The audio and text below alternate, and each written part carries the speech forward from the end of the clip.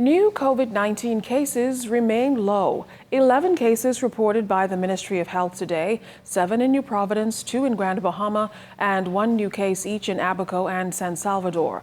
Those new cases push the total count to 8,032. 1,280 active cases are on record, along with 6,525 recoveries, 18 of them reported today.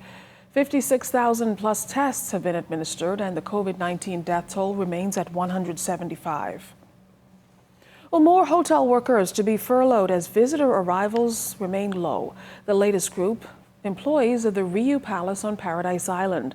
Labor Director John Pinder says about 90% of the staff will be temporarily laid off for several weeks, as the remaining 10% will be working on property to ensure that proper safety systems are in place for their reopening, which is expected in March.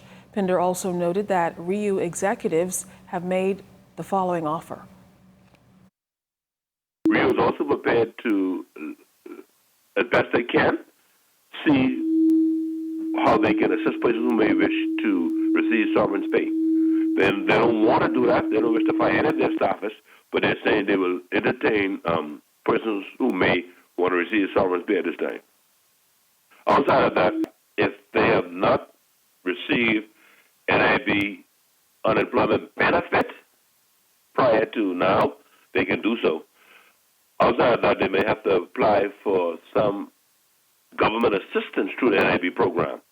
But, you know, the unemployment benefit is only given to you once for the 13 weeks. Correctional Services officers anticipating the upcoming promotions exercise. Minister of National Security, the Honorable Marvin Dames, gave this update at yesterday's Department of Corrections graduation exercise. As it relates now, you are clumped in with the entire public service, and that's a challenge. You know, the police has its own commission. We have Commodore King here. He and his agency also has a very easy process, and we are working now to ensure that parity is brought to this process, and that you too very shortly will have your own commission, and that should shorten the time from recommendations to promotions, right? So we have made some promises. We would have delivered on a number of them, but this is one that I am determined to see come to reality very shortly. Meantime, Minister Dames applauded officers for their work and dedication during the COVID-19 crisis. He said despite the pandemic's challenges, corrections officers ensure that the COVID-19 virus is kept at bay. I don't think that there is any institution anywhere the world over who would have performed at the level that your institution would have performed in respect to your inmates in particular. Because to date, since the inception of this COVID-19 at the beginning of 2020, to have one case is phenomenal. You know, and that gets lost on most of us. There are some persons out there who continue to spread rumors and make up stuff. But you and your officers continue to hold your heads high, continue to do the job that you were hired to do. The backlog in court cases remains a major area of concern for the nation's Chief Justice. Sir Brian Moree revealing at this week's legal year opening that new measures to decrease the thousands of backlog cases will be implemented come next month. Starting with February in this year, we will be focusing on my reduction of backlog program. This will involve the appointment of several acting justices for a period of time who will be given a portfolio of cases over a certain period of time, which we define as backlog. It'll probably start with a cutoff period of 5 years.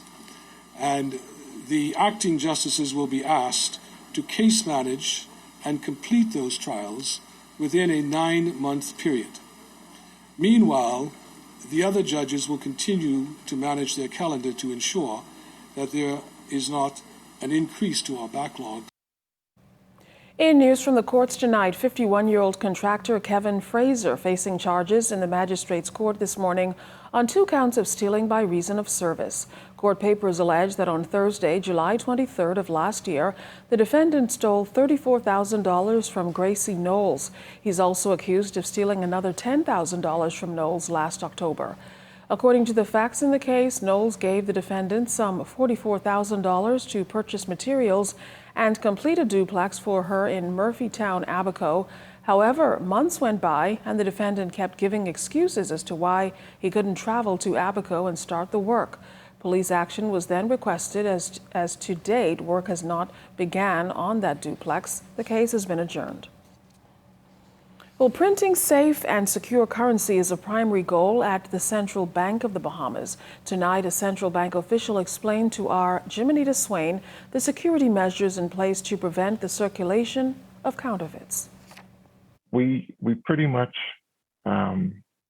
changed the design, but not so much so the design, but the security features as well on the banknotes. So we have to continuously upgrade the aesthetics and security features of banknotes in order to ensure that those notes are secure. You will recall the central bank recently introduced new $5 and $50 notes into circulation. According to Central Bank's Currency Department Manager, Jermaine Campbell, the goal is to ensure the public has confidence in using the banknote. When the central bank changes or produces or introduces a new banknote into circulation, you can rest assured that those notes contain some improved and enhanced security features. Just in order to stay ahead of counterfeiters, we have one of the lowest counterfeit rates by international standards, and that's supported as well by some of the workshops and training that we do. When taking a closer look at a bill or even feeling its texture, the security threat is definitely there. That's why Campbell reasoned that any fake bill could be easily detected. $50 banknote that we would have released